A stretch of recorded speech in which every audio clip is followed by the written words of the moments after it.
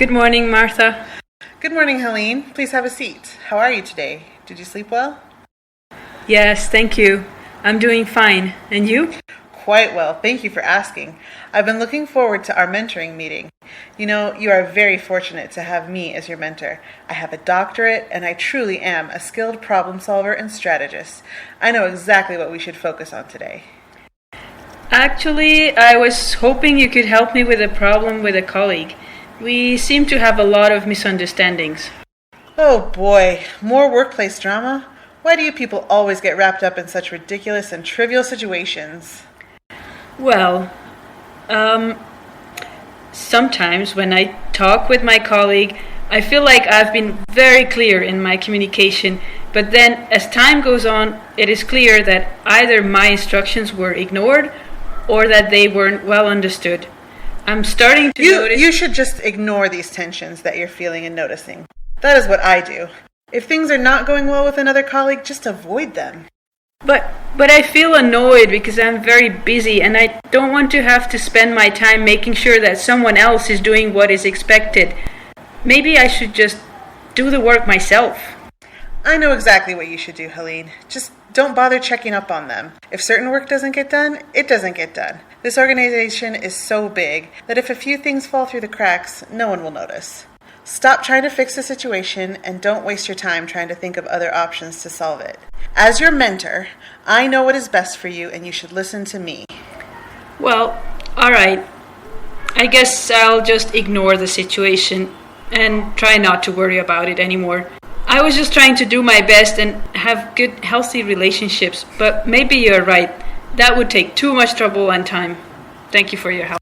You are so welcome. I'm always happy to tell you what to do in difficult situations. I have so much experience. Truly, I am a master at manipulating and/or avoiding people to my advantage. Let me tell you about one situation years ago that I handled in such a way that people are still confused about what actually happened, so they never bring it up anymore.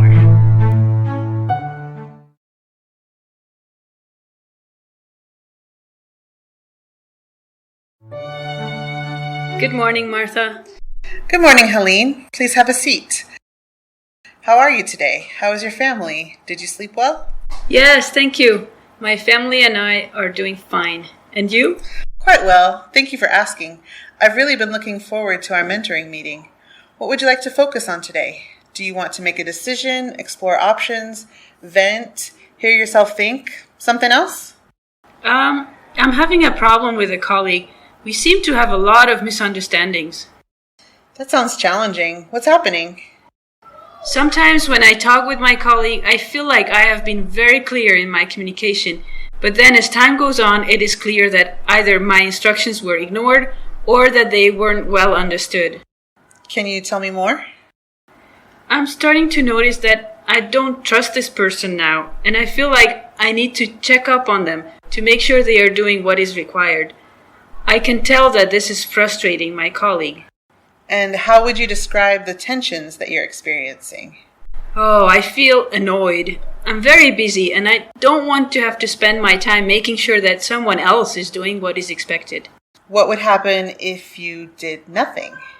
If I did nothing to resolve the situation, I would probably stop delegating and instead do the work myself.